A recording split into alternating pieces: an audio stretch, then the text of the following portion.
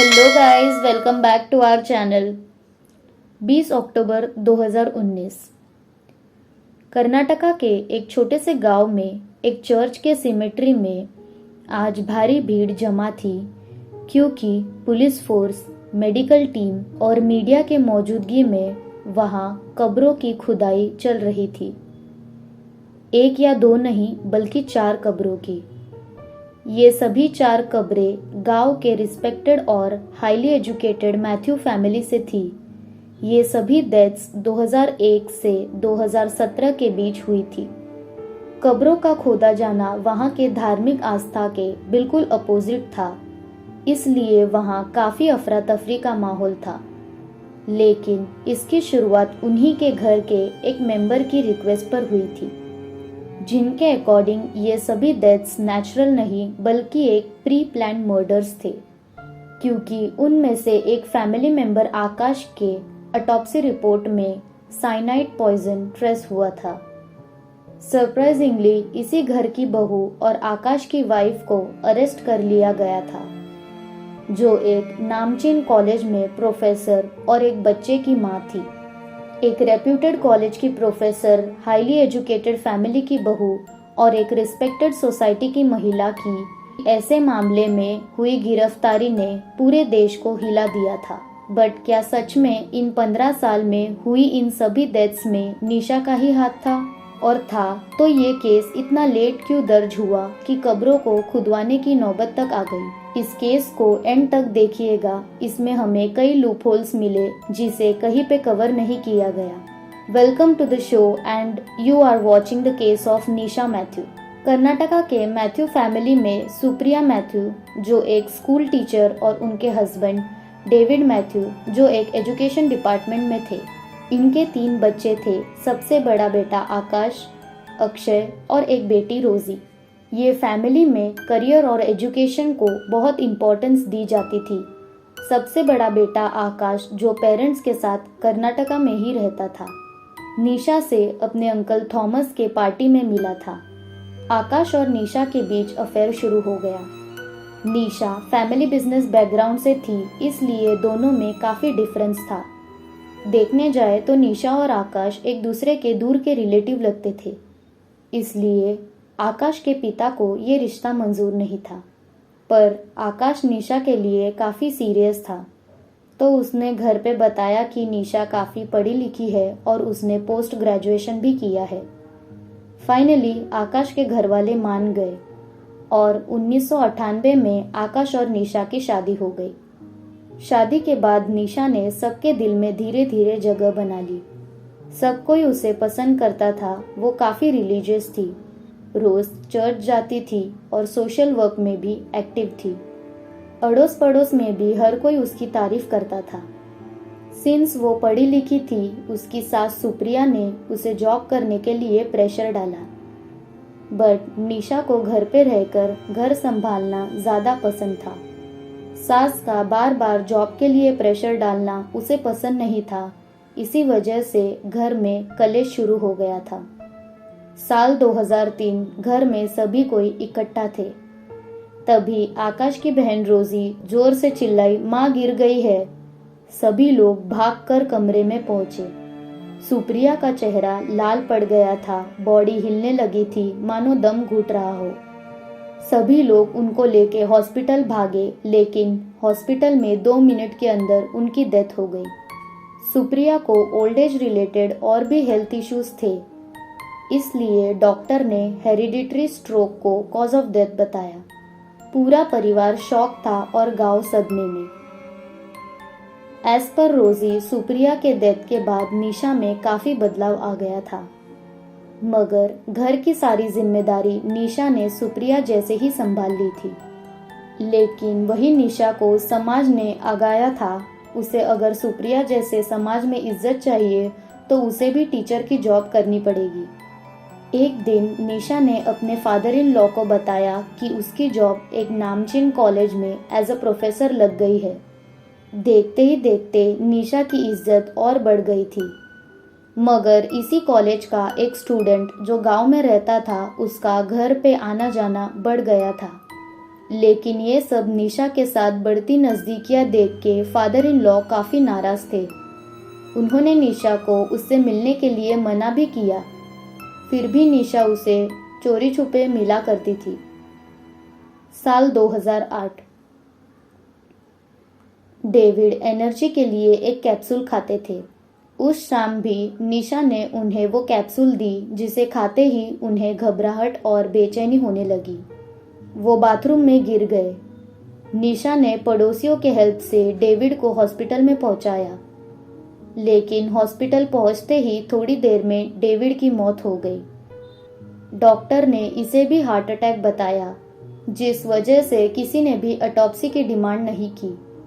सुप्रिया और डेविड के डेथ के बीच 7 साल का गैप था, इसलिए किसे भी इसमें मर्डर का एंगल नजर नहीं आ रहा था। डेविड के डेथ को 2 साल बीत गए। आकाश को बिजनेस में काफी लॉस होने लगा था। अचानक एक दिन आकाश अपने भाई अक्षय और रोजी के पास अपने वसीयत के पेपर्स लेके पहुंचा। उस वसीयत के अकॉर्डिंग डेविड ने अपनी सारी प्रॉपर्टी अपने बड़े बेटे आकाश और अपनी बहू निशा के नाम पर ट्रांसफर कर दी थी। आराम से देखने के बाद रोजी ने पाया ना तो उस पर कोई स्टैम्प पेपर लगे हुए थे, ना ही उस पर आई विटनेस के साइन थे। सवाल उठाने पर आकाश और निशा बिना कुछ बोले वहां से चले गए। रोजी ने वो पेपर्स की फोटोकॉपी अपने पास रख ली।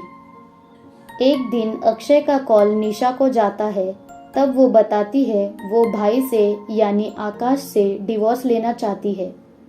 शायद निशा का वो स्टूडेंट से बढ़ती नज़दीकियाँ और आकाश का बिजनेस का डाउनफॉल इस डिवोर्स की वजह रहा होगा। साल 2011। Third death in the family. रोज की तरह निशा ने आकाश के लिए डिनर बनाया था। डिनर करने के थोड़ी देर बाद आकाश को बेचैनी शुरू हो गई। वो जल्दी से बाथरूम की तरफ भागा और अंदर से डोर बंद कर लिया। निशा के बार बार बुलाने पर भी उसने दरवाज़ा नहीं खोला, तो उसने पड़ोसी से हेल्प मांगी। दरवाज़ा खोलते ही वो पड़ोसी ने देखा आकाश ज़मीन पर पड़ा हुआ है और उसके मुंह से झाग निकल रहा है। तब तक आकाश के अंकल थॉमस भी वहां पर पहुंच गए थे। वो उसे हॉस्पिटल लेके भागे, बट पिता के तरह आकाश ने भी कुछ मिनट में दम तोड़ दिया। 11 साल के अंदर हुई ये तीसरी डेथ थी। सब शॉक थे, लेकिन आकाश के डेथ से अंकल थॉमस के मन में एक डाउट था। उन्होंने आकाश की पोस्टमार्टम करने पर जोर दिया, जिस पर निशा ने आर्ग्यूमेंट किया कि अब वो जा चुका है तो अब पोस्टमार्टम की क्या ज़रूरत है। लेकिन अंकल थॉमस माने नहीं, उन्होंने जोर डालकर पोस्टमार्टम करवा ही दिया। अंकल थॉमस का शक सही निकला। पोस्टमार्टम रिपोर्ट में डेथ का रीज़न साइनाइड निकल कर आया। ये अब तक हुई सभी डेथ्स में कॉज ऑफ डेथ अलग थी, पर वो भी तब पता चला जब पोस्टमार्टम कराया गया। वही निशा ने बताया आकाश के ऊपर लाखों का कर्जा था, इस वजह से उसने साइनाइड खाकर सुसाइड कर लिया। यही रीज़न देकर उसने आगे की इन्वेस्टिगेशन रुकवा दी। वाइफ ही फ्यूचर इन्वेस्टिगेशन के लिए एग्री नहीं थी, तो और फैमिली मेंबर ने जोर नहीं डाला और सभी ने उसे सुसाइड मान लिया। सरप्राइजिंगली टॉक्सिकोलॉजी के एक प्रिंसिपल कहते हैं कि यदि किसी केस में cause of death cyanide poisoning निकल कर आए तो उसे एक मर्डर केस ही ट्रीट करना चाहिए। मगर इसके बाद भी जांच एजेंसी ने इसकी तह तक जाने का प्रयास ही नहीं किया। साल 2012। आकाश के डेथ के 1 साल के अंदर निशा ने घर पर अपनी ओनरशिप क्लेम कर दी। उसने आकाश और रोजी के सामने दूसरे वसीयत रख दी, जिसमें सारे पेपर्स थे जो पहले मिसिंग थे। जो कागज़ वो दोनों लेके आए थे वो सादे कागज़ पर थे और दूसरी कॉपी में सारे ज़रूरी डॉक्यूमेंट्स थे। और मज़े की बात, डेविड के डेथ के बाद ये दूसरी वसीयत पर उनके सिग्नेचर्स कैसे आए। अब अक्षय और रोजी को निशा के इरादे साफ दिख रहे थे, इसलिए तो दोनों उनके अगेंस्ट एक साथ खड़े हो गए। पहली कॉपी रोजी के पास पहले से ही थी, तो उन्होंने सारे रिश्तेदारों को बुलाया और उनके सामने वसीयत के दोनों कॉपीज रखी। सबको क्लियर हो गया निशा के डॉक्यूमेंट्स फर्जी है। इसी बिहाफ पर पंचायत ऑफिसर ने जाकर निशा की ओनरशिप कैंसिल करवा दी। निशा जेल चली जाएगी तो उसके बच्चे का क्या होगा, यही सोचकर निशा के इस हरकत को दोनों ने माफ कर दिया। मेरा कहना है कि एक हद के बाद किसी की गलतियों को नज़रअंदाज करना महंगा पड़ जाता है। अंकल थॉमस, अक्षय और रोजी तीनों के मन में सेम ख्याल थे। अंकल ने निशा को और वो स्टूडेंट के अफेयर को लेके उसे वार्निंग भी दी थी, जो उसे अच्छा नहीं लगा था। अभी हमें ये समझ नहीं आ रहा था कि ये रिलेशन के बारे में थॉमस अंकल को मालूम था, फिर भी वो निशा को अक्सर क्यों मिलने जाते थे। अगर आप किसी की नेगेटिविटी से परिचित हो तो फिर आपको उससे दूरी बनाए रखना चाहिए, और ऐसा ना करना ही अंकल थॉमस की बड़ी गलती थी। 2015 के एक शाम निशा ने रोजी को कॉल करके बताया कि हॉस्पिटल से बोल रही हूँ। थॉमस अंकल नहीं रहे। रोजी शॉक थी क्योंकि अभी 2 घंटे पहले ही उनकी अंकल से बात हुई थी।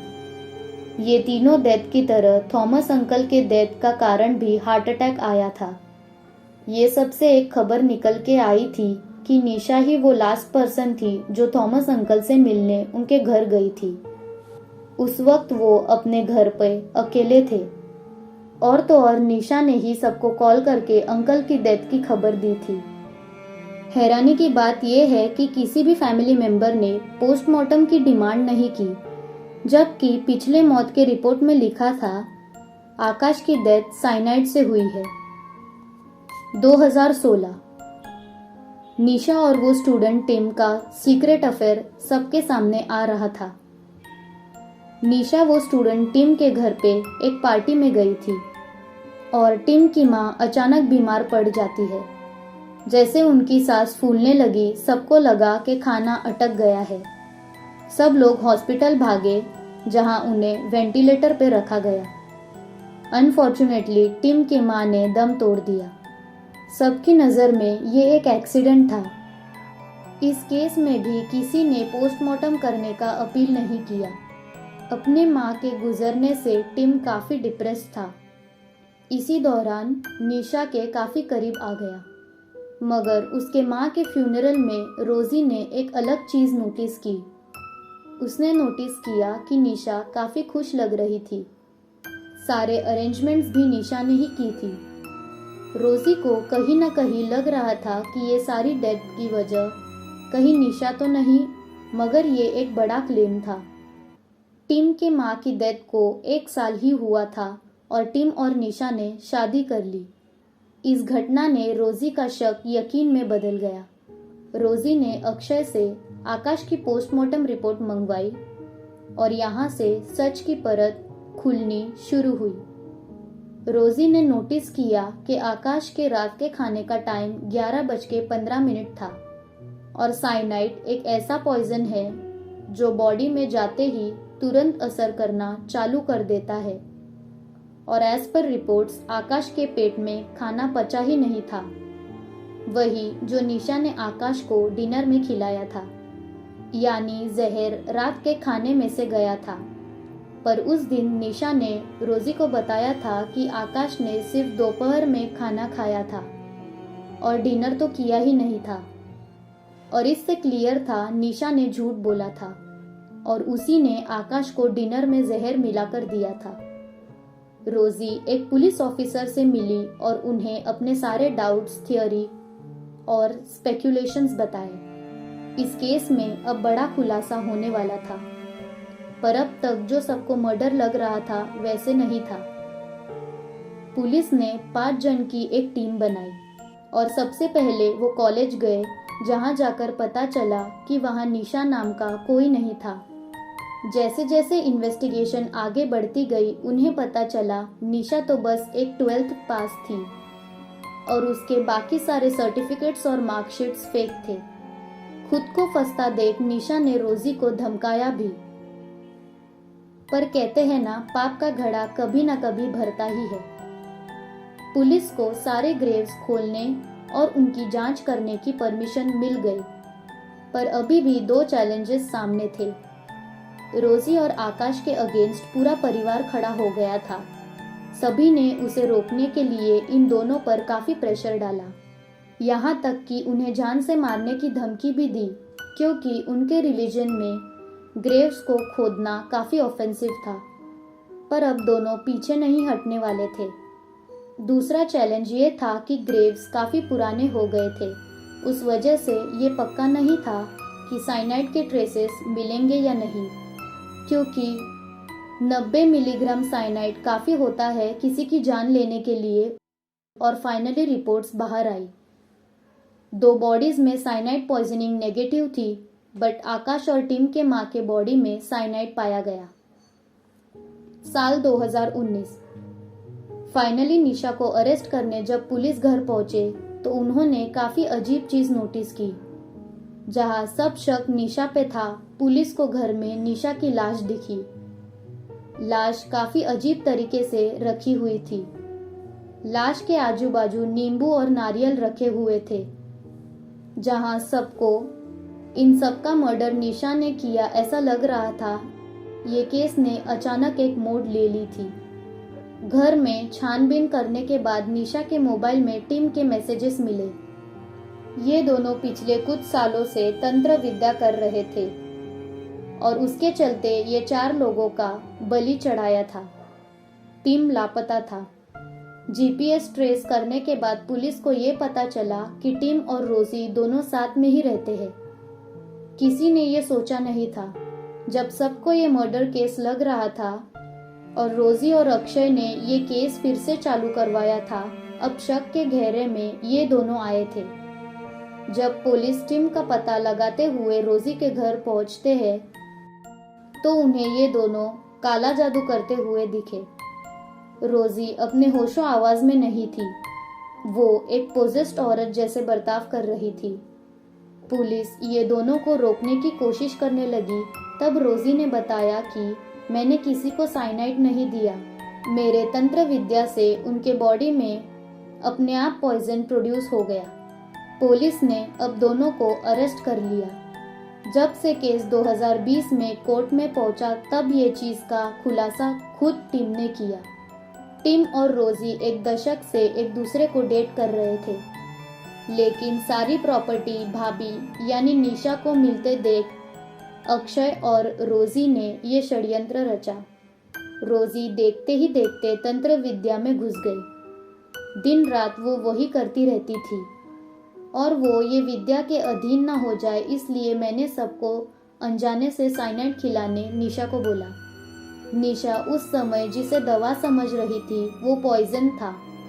वो किसी को नहीं पता था। अब टीम ने सब कबूल कर लिया था, लेकिन रोजी अब भी पोसेस्ड है। कर्नाटका के एक दिमागी अस्पताल में उसका इलाज अब भी चल रहा है। टीम में ये सब करने का कोई गम नहीं है। जब जेल में उसे इसका रीजन पूछा तो उसने कहा कि बस हो गया, मेरा क्रिमिनल माइंड है और बस मैं चीजें छुपाने में तेज हूँ। और बाइबल में भी लिखा है कि गॉड सबको माफ कर देता है, तो वो मुझे भी माफ कर देंगे। इस केस में काफी लूप होल्स है जिसका जवाब अब तक मिल नहीं पाया है। सबसे पहले 5 में से 4 मौत का पोस्टमार्टम ना होना। किसी ने भी डिमांड नहीं की, बस आकाश के केस में ही पोस्टमार्टम किया गया, और वो भी जब अंकल थॉमस ने इतना प्रेशर डाला। और अंकल थॉमस के डेथ के वक्त किसी ने पोस्टमार्टम की अपील क्यों नहीं की, जबकि उनकी मौत के वक्त सिर्फ वहाँ निशा थी और वो डेथ भी पिछले 3 डेथ की तरह ही हुई थी। दूसरा सवाल, जब अंकल थॉमस को भी निशा पे इतना डाउट था तो निशा के साथ इतना क्लोज रिलेशन क्यों बना के रखा। और तीसरा सवाल कि टिम ने खुद की माँ का बलि क्यों चढ़ाया। और टिम और रोजी का जब 10 साल से अफेयर था तो उसने शादी निशा से क्यों की, जबकि प्रॉपर्टी में निशा का नाम फर्जी होने के कारण वो केस वही सॉल्व हो गया था। अक्षय कहाँ सीन से गायब हो गया, जबकि वो एक साइनाइड सप्लायर इस केस में शामिल था। ये सब एक बड़े गेम प्लान की तरफ इशारा करता है। लेकिन अब भी पुलिस का टीम अक्षय और रोजी को लेके एंगल क्लियर क्यों नहीं है। अब बात है, पुलिस ने जब रोजी के घर की तलाशी ली तब साइनाइड की बोतल किचन में मिली। वो व्यक्ति अगर इतना शातिर है, 17 साल से ऐसे मर्डर कर रहा है, वो किचन में साइनाइड की बोतल ऐसे शान से रखेगा। आपके हिसाब से सच क्या है? क्या यह सबके पीछे सिर्फ रोजी का हाथ है या अब भी बहुत बड़ा राज सबके सामने आना बाकी है? ये हमें कमेंट सेक्शन में ज़रूर बताइए। सो गाइज, आपको कैसी लगी है हमारी आज की कहानी? अगर अच्छी लगी हो तो वीडियो को लाइक कीजिए और अपने दोस्तों के साथ शेयर कीजिए और ऐसे ही न्यू वीडियोस को देखने के लिए हमारे चैनल को सब्सक्राइब कीजिए। Thank you guys, good bye.